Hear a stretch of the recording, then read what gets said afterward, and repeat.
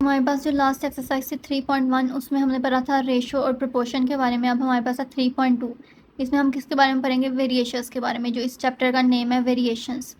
यानी कि directly very कर रहा है, इन्वर्सली वेरी कर रहा है फिजिक्स में, जिस तरह हमने लास्ट एक्सरसाइज में बात की थी। डायरेक्टली प्रोपोर्शनल है, इन्वर्सली प्रोपोर्शनल है। हमारे पास रिलेशन क्या है? तो वो वेरीज का मतलब ये होता है।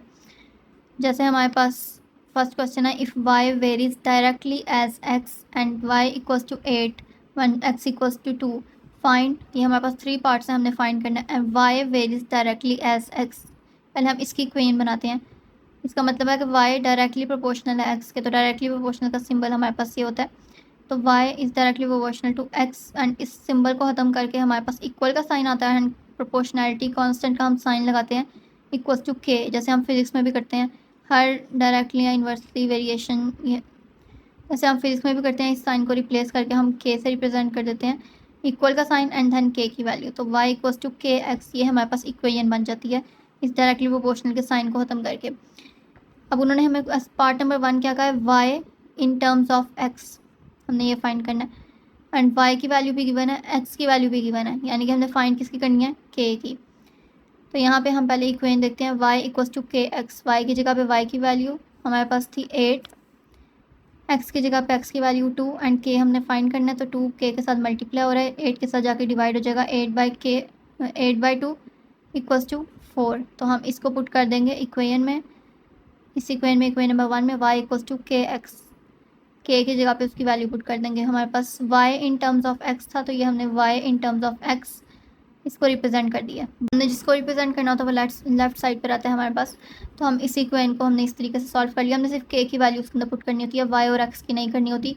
वो वैल्यू हमें इसलिए गिवन होती है ताकि हम के की वैल्यू फाइंड कर सकें। तो जब हमारे पास के की वैल्यू आ जाती है, उसको हम अगेन इसके अंदर पुट कर देते हैं इक्वेशन के अंदर, सिर्फ के की वैल्यू को। तो हमारे पास ये Y in terms of X represent हो चुका है। देन हमारे पास क्वेश्चन नंबर 2 है, पार्ट नंबर 2 है हमारे पास, Y when X equals to 5। हमने इसमें वाई की वैल्यू फाइंड करनी है, एक्स की वैल्यू 5 है। तो के की वैल्यू हमने फर्स्ट में फाइंड कर लिया 4। अब सारी पार्ट्स में हमारे पास एक ही के की वैल्यू ही रहेगी। तो के की वैल्यू हमारे पास 4 है, के की जगह पे 4 हम पुट कर देंगे। एंड एक्स हमें गिवन है, एक्स इक्वल टू 5, तो वो हम पुट करेंगे। तो 4 इंटू 5 20, वाई की वैल्यू आ जाएगी हमारे पास 20। दैन पार्ट 3 है, हमने फाइंड करना है X when Y equal to 28। अब वाई की वैल्यू डिफरेंट उन्होंने दे दी है, एक्स फाइंड करना है। के की वैल्यू अगेन हमारे पास 4 ही रहेगी, y इक्वल्स टू 28। इस इक्वेशन के अंदर हम पुट करेंगे y की वैल्यू 28 एंड x की वैल्यू हमने फाइंड करनी है। k की वैल्यू है 4, 4 मल्टीप्लाई और x के साथ 28 के साथ डिवाइड हो जाएगा। 4 1 4 4 7 28, तो x की वैल्यू भी हमने फाइंड कर ली। क्वेश्चन नंबर 2 है, if y is directly proportional to x and y equals to 7 when x equals to 3 find y in terms of x when y equals to 35 and y when x equals to 18। First question की तरह same है, उन्होंने इसमें statement में नहीं कहा, हमें direct उसका रिलेशन बता दिया, y is directly proportional to x। तो हम y in terms of x कैसे फाइंड करते हैं? हमने इसमें x की वैल्यू फाइंड करनी होती है और उसे इक्वेशन के अंदर पुट करना होता है। तो y is directly proportional to x था, इक्वेशन हम डायरेक्टली प्रोपोर्शनल का साइन खत्म करके इक्वल के लगा देते हैं। y की वैल्यू हमारे पास है 7 एंड x की वैल्यू है 3, तो इसको पुट करके 3 मल्टीप्लाई हो रहा है k के साथ, 7 के साथ डिवाइड हो जाएगा। तो हमारे पास k की वैल्यू आ जाएगी 7/3। इसको पुट कर देते हैं हम इस इक्वेशन के अंदर, k की जगह पे रिप्लेस कर देते हैं k की वैल्यू। तो ये हमारे पास आ जाएगा y in terms of x। Then part number 2 में हमारे पास find x when y equals to 35। y की वैल्यू डिफरेंट दे दी है एंड x की वैल्यू हमने फाइंड करनी है। k की वैल्यू वही रहेगी जो हमने फाइंड की है। k की जगह पे k की वैल्यू, y की जगह पे 35, 3 डिवाइड हो रहा है, 35 के साथ मल्टीप्लाई होगा एंड 7 मल्टीप्लाई हो रहा है, 35 के साथ डिवाइड हो जाएगा। तो हमारे पास x की वैल्यू आ जाएगी 15। उन्होंने कहा find y when x equals to 18। तो यहाँ पे 18 की वैल्यू पुट करेंगे, k की वैल्यू पुट करेंगे, इसको मल्टीप्लाई एंड डिवाइड करके हमारे पास y की वैल्यू आ जाएगी 42। क्वेश्चन नंबर 3 है, if r is directly proportional to t and r equals to 5 when t equals to 8 find equation connecting r and t। Also find r when t equals to 64 and t when r equals to 20। पहले equation बनानी है जो r and t को connect कर रही है। r is directly proportional to t, ये हमारे पास इक्वेशन है। r is directly proportional to t, directly proportional का सिंबल खत्म करके इक्वल्स टू k हम पुट करते हैं। r एंड t की वैल्यू गिवन है, उसको पुट करेंगे तो हमारे पास k की वैल्यू आ जाएगी सिंपली, एंड k की वैल्यू को हम अगेन इक्वेशन में पुट करते हैं। r इक्वल्स टू k हमारे पास 5/8 एंड साथ t, तो ये हमारे पास रिप्रेजेंट हमने कर लिया equation connecting r and t। उसमें हमें कहते थे कि y in terms of x या x in terms of y। इसमें उन्होंने कह दिया कि वो इक्वेशन निकालें कनेक्टिंग r एंड t, तो ये वो इक्वेशन है जो कनेक्ट कर रही है r एंड t को।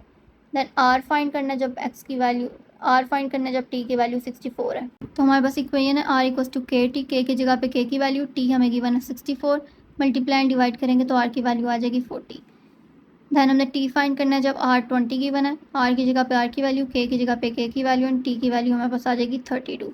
क्वेश्चन नंबर 4 है, if R is directly proportional to T square and R equals to 8 and T when T equals to 3 find R when T equals to 6।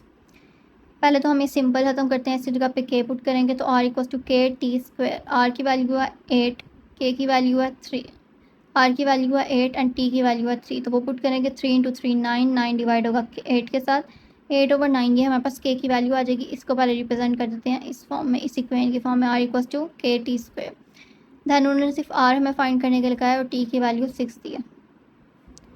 T equals to 6 put करेंगे यहाँ पे और के की value put करेंगे जो हमने फाइंड किया, आर इक्वल्स टू 32 हमारे पास आंसर आ जाएगा। क्वेश्चन नंबर 5 है, v is directly proportional to r cube and v equals to 5 when r equals to 3. Find r when v equals to 625. v is directly proportional to r cube, इसका हम पहले symbol खत्म करके equals to के लगा देंगे। Value हमें given है 5 v की एंड r की 3, 3 इंटू 3, 3 का क्यूब हमारे पास 27 होता है, 27 मल्टीप्लाई हो रहा है के से, डिवाइड हो जाएगा 5 से, तो हमारे पास इसको इक्वेशन में पुट कर देंगे के की वैल्यू को इस इक्वेशन में, तो हमारे पास ये इक्वेशन बन जाएगी। एंड हमने आर की वैल्यू फाइंड करनी है जब वी की वैल्यू 625 है, तो वी की जगह पे हम वी की वैल्यू पुट करेंगे, के की जगह पे जो हमने फाइंड किया वैल्यू 5/27 एंड आर क्यूब हमारे पास इस तरीके से रहेगा क्योंकि हमने आर क्यूब फाइंड करना है, आर फाइंड करना है, आर क्यूब फाइंड नहीं करना।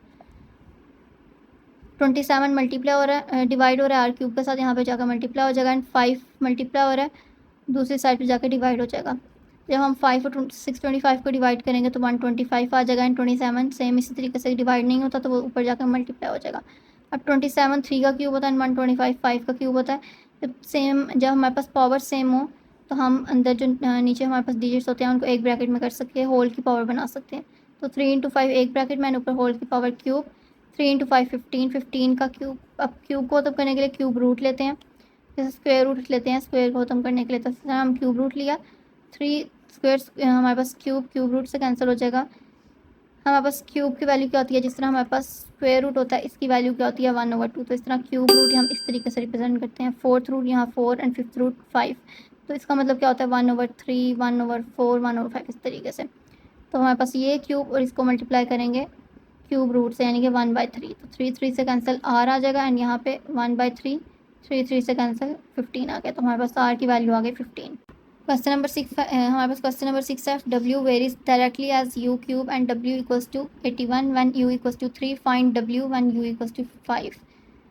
फिर हमें पहले इक्वेशन बनानी है, W varies directly as U cube, W varies directly as U cube, varies का हम साइन डायरेक्टली प्रोपोर्शनल का चेंज करके इक्वल्स टू के पुट कर देंगे।